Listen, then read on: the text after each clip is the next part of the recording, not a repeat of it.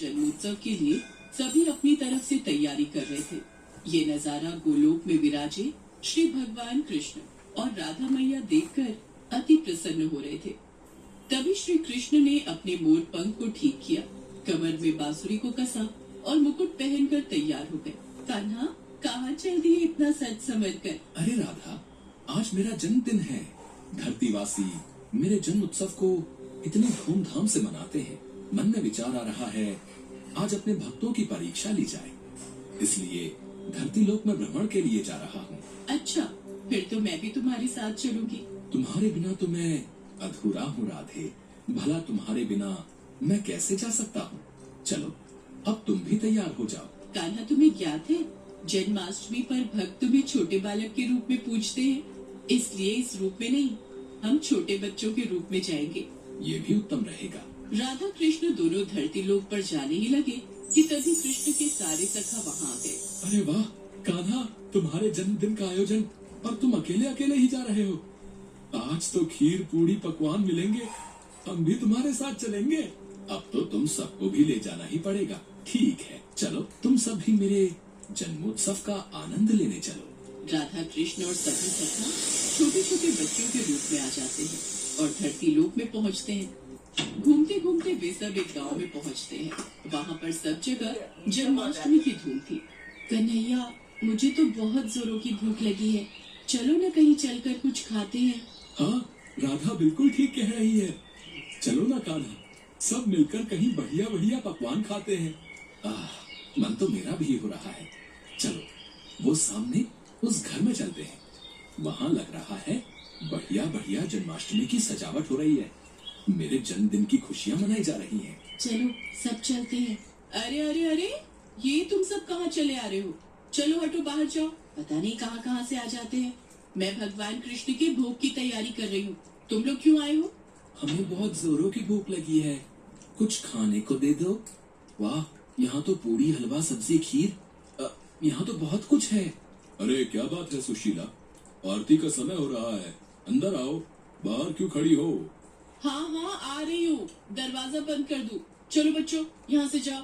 कान्हा, इन्होंने तो द्वार बंद कर लिया। अब हम क्या करें? हम सबको बहुत जोरों की भूख लग रही है। ये कैसी बात हुई? तुम्हारा ही जन्मदिन मना रहे हैं और तुम्हें ही कुछ खाने को नहीं दिया। अरे सुदामा, इन्हें थोड़ी पता है कि मैं वास्तव में कृष्ण हूँ। ये तो मुझे एक साधारण बालक समझ रहे हैं। कोई बात नहीं सुदामा, कोई तो होगा जो हमें इस रूप में भोजन देगा। चलो और कहीं देखते हैं। राधा कृष्ण और सभी बालक बालिकाएं कुछ और जगह पर भी गए, पर वहाँ भी आरती और पूजन चल रहा था। कहीं भी उन्हें खाने को कुछ नहीं मिला। वे चलते चलते थक गए। मानव शरीर धारण किया है तो इतनी भूख तो सहन करनी ही होगी। बस एक आखिरी द्वार और खटखटाते हैं। अगर यहाँ नहीं मिला तो हम वापस गोलोक चले जाएंगे। ठीक है कान्हा, चलो इस घर में चलते हैं।